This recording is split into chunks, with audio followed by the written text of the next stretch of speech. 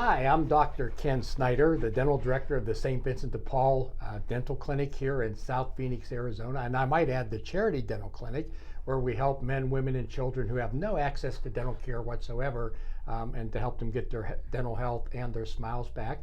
And this is Betty Contreras. Hello, Dr. Snyder. Hello, And everyone. one of these days, we're going to be sitting in that chair. She'll be sitting in the chair. I'll be sitting in this one. But I will introduce her as Dr. Betty Contreras. And those days are getting pretty close.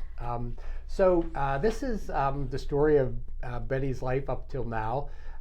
From a child in Mexico coming across the border as a fifth grader, and how she has actually progressed to where she is just on the threshold of getting into dental school. So Betty, in our last episode, you mentioned that your brother came across from Arizona. Was it Arizona? Yes. The United States, I know, yeah. And he came to convince you to come back to the U.S. with him because he and evidently some of your other family members felt that maybe your life was heading in the wrong direction. Yeah. Can you tell us just a little bit about that, just to refresh? Yeah, of course. Yeah, I remember when he got to Mexico, he was just visiting, and he saw that I was already wearing makeup, the way I was dressed. And you were how old? 11. Yeah, I just had turned 11, so I was using my mom's makeup. I don't know. I was just like, well, I didn't have no one to tell me. Well, I had my mom to tell me, like what's good and bad, but she wasn't there most of the time. So I was basically trying to be an adult at 11 years old. And I started wearing makeup, dressing not appropriate for an 11-year-old. I started hanging out with bad people, gangs, and thankfully I never did any drugs. They did offer me, I remember people offering me drugs and things like that, but for some reason I knew that it wasn't correct to do things like that, and I knew they were bad, so I never did. But one of the times my brothers, when he got there and then he saw that I was never there, I was going out, with the people from, the, how do you call it, like the neighborhood, let's say it. And I used to get home really late. And then he started, the days that he was there, he's like, you know what? This is not good. I think if we don't do something for you, if you don't do something, you're going to turn out either having like 10 kids, drinking, being an alcoholic, or drugs, or who knows. He said, and we might, one day get a call and say, hey, they find your sister dead somewhere, in a alley or whatever. So he said, would you like to come with me to Phoenix? And I said, at first, I was like, no, because I didn't want to leave my other siblings. I knew that we were all together, and I was the one who used to protect them a lot. And I felt like if I wasn't there, people were gonna take advantage of them, or I don't know, do something to them. But at the same time, I knew that I was getting tired of the life that I was at 11 years old, getting tired of the life I had. Come on. But I was tired because we didn't have food. We didn't have. I didn't want to go to school no more. I was just tired of seeing all my siblings not go to school too. We were just always together, and I don't know, I just wanted a different life for them and for me, of course. So it didn't take a whole lot of convincing then, huh? No, not really. Like the very beginning, yeah, I was like, no, I'm not going to leave my siblings. But then I thought about it, and I'm like, well, maybe if I go to the U.S., I can start working, I can learn the language, I can go to school, I can do something to bring everyone back with me, but no, it's expensive. I could see you driving the bus with the whole family. Yeah, I mean, I could have done that, but it's expensive.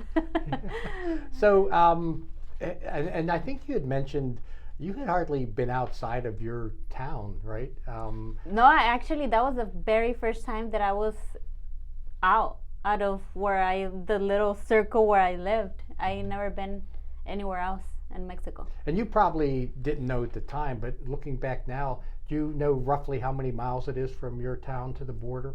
No, I know how many hours, like Oh, 3 to 4 hours from the border to where I'm from. It's pretty close. Is that driving or walking? No, that's driving. Okay, so yeah, it's well, it's probably maybe a couple 100 miles or so, maybe 200 miles. Yeah. So how and I want you to give us as much detail as you can.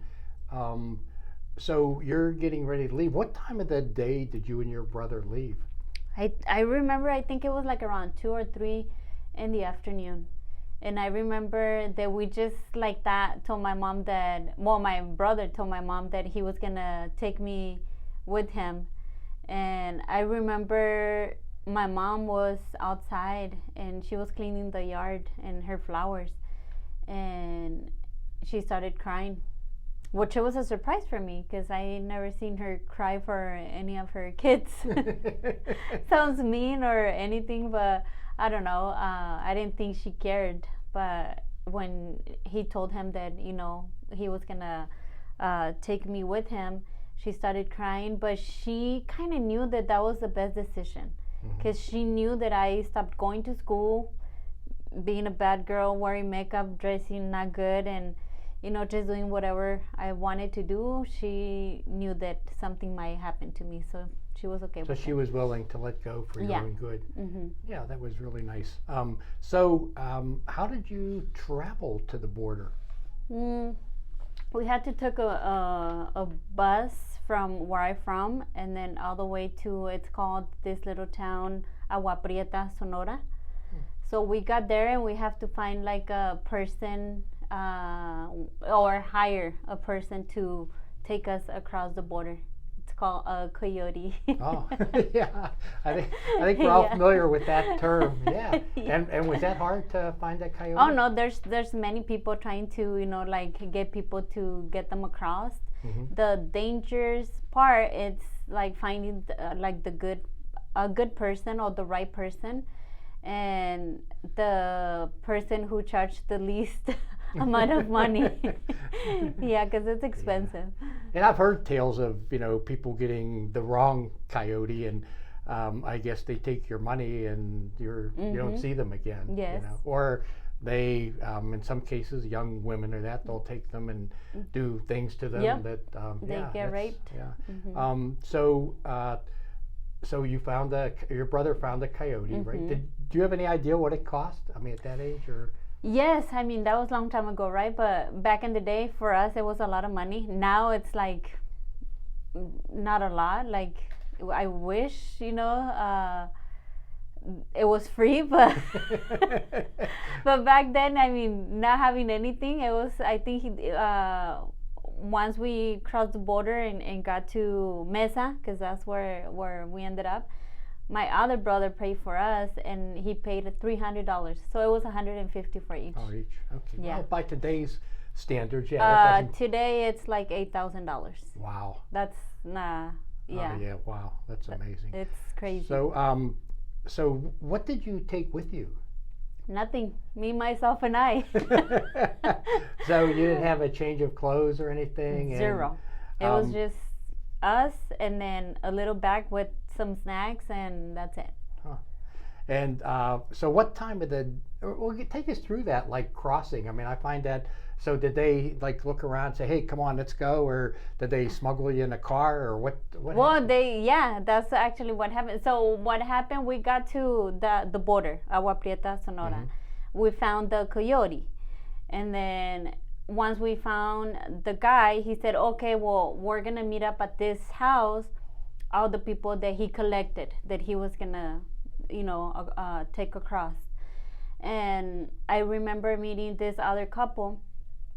She was young too. Maybe she was a little older than me, and then it was actually her uncle, but they said they were husband and wife. And the guy told my brother, you know, you should say that you guys are a couple, because if they find out that you guys are siblings, they might take her away or do something to her. So the whole time we were husband and wife, me and my brother. And then so when we got to the house, they said, okay, well, we're going to separate all the men and all the women, And I was just looking at my brother like, is this okay? Like, what's gonna happen? I was really scared. I don't know what was gonna happen. And then, so they separate us. And then they said, all girls are gonna sleep over here and all boys are gonna sleep over here. And we're gonna get up at 3 in the morning so we can cross the border at 4 a.m. So I was like, okay. So I got pretty close with the girl that I had met. I don't remember her name, but she was a little older than me. And I remember when we were on the floor sleeping, I felt something like, I don't know, like a presence of someone looking at me. And then when I opened my eyes, it was actually the coyote guy. Was like, his face was really close to me. I don't know if he was like trying to kiss me or smell me. I have no idea. I just remember opening my eyes, and then when I opened my eyes, he just got up and he just like walked away. So then I got scared, and then I went to look for my brother, and my brother was, the whole time he was awake, he never went to sleep. So then he said, what's wrong? And I didn't told him that, you know, what the guy was doing, because I didn't want him to get in trouble, just in case if he wanted to like go fight with the guy. So I said, no, nothing, I'm just scared. I'm getting like, I just want to, you know, be ready so we can go across the border. And then, yeah, 4 o'clock came in, and we started like going to the border. I remember they had like, I guess that's how they do it. They like mark their territory where they're gonna, the coyotes are gonna cross, some different ones. And this guy had his own territory. He had already cut the fence and everything. And then he was like, okay, we're gonna, when I say run, you guys are gonna run. When I say stop, you guys are gonna stop. And I remember hearing the immigration helicopter, and he's like, okay, it's time for us to run. So I remember running, going under a tunnel with water, and then next time you know, out of the tunnel, and then the car was on the other side, and get on the car and let's go.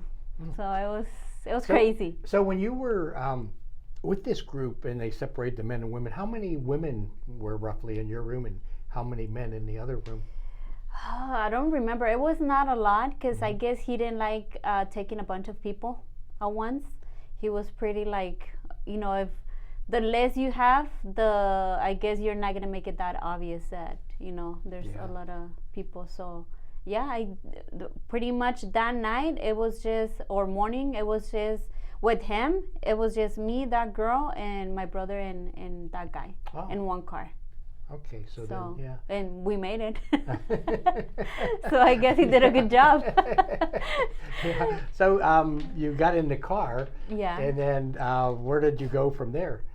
So we just drove. I didn't know where we were, because the whole time I was just like on the passenger side, on the floor, just like a little ball. Yeah. And then I think I was able to get up once we got here to Phoenix. Okay, so that car brought you the whole way to Phoenix? To Phoenix, yeah. Oh, wow. That's kind of interesting, yeah. Yeah, and then we had to call one of my brothers in Mesa to come and pick us up and pay. You have to pay before you get the... yeah. I'm surprised they didn't get the money off you first. Yeah, no. Yeah. So, okay, so then you got to Mesa, and did he own a house, or he was renting, or what? He was renting an apartment. Oh, an apartment, okay, yeah. And so once you got to his apartment, was this the first time? What was your first impression of being in the U.S. and getting into his apartment? Because I knew, we mentioned in the previous episode that your house had dirt floors and 2 rooms and no bathroom, and not just that, but just that the city, everything was like super clean. The roads, it was different. Everything was really pretty. It was like, wow, like a dream. Yeah, it was so different. Yeah. And then when you got to his apartment, he had a bathroom. Yes. Was that the first time you'd actually? Well, probably at school they had bathrooms, I guess. Right? Yeah, they did. But I mean, it was just, everything was really nice. Even though that it was just a 1-bedroom apartment, and we were living. It was my 2 brothers, me, my sister-in-law, and her 3 kids. Oh, okay. for a Wow. 1-bedroom apartment. But it was really nice. I didn't care. I'm like, it's okay if I sleep on the carpet for a year. It doesn't matter. It's a carpet. And was that the first time that you had, like, say, breakfast, lunch, and dinner without having to go out and forage, so to speak? Yes, yes. I remember the first thing I ate, it was a sandwich. It was a sandwich with bologna, weenies, and cheese, melt cheese. You put it on the microwave and you would eat it, and oh my goodness, it was delicious. Now, if I eat it, and I don't know if I could eat it now, but I mean, for being the first time and like having something like that, it was like, whoa. Yeah. I think we all, especially those of us in this country, I hate to use the word spoiled, but I think we kind of are. You know, I mean, we don't realize how many people in the world don't know where their next meal's coming from, and we go to the refrigerator or to fast food or whatever. Fast food, let's just put it that way. Something like that. I mean, I don't remember in Mexico when I was little. The only time I remember eating pizza for the first time, it was with my sister, my oldest sister. Her husband bought pizza, and she gave me a piece. I remember like I was eating it little by little because I didn't want to finish it.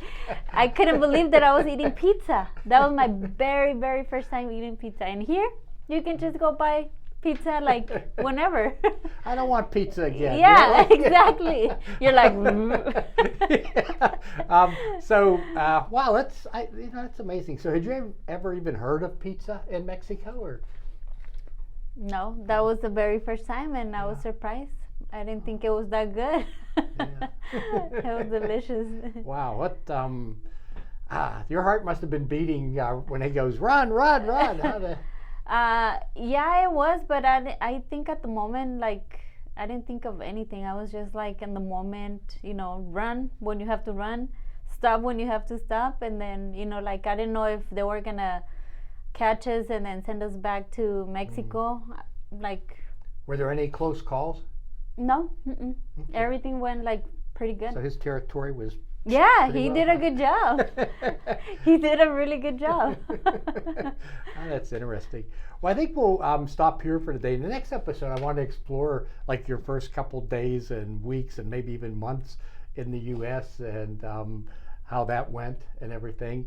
And so if you would like to join us in our mission here at the St. Vincent de Paul Charity Dental Clinic, you can see below how you can get on the donation page. It's the St. Vincent de Paul donation page. If you'd like to designate dental, please do that. There are many other wonderful things that we provide here. It's feed, clothe, house, heal. So you have a lot of options. If you want to choose one of those, that's fine as well.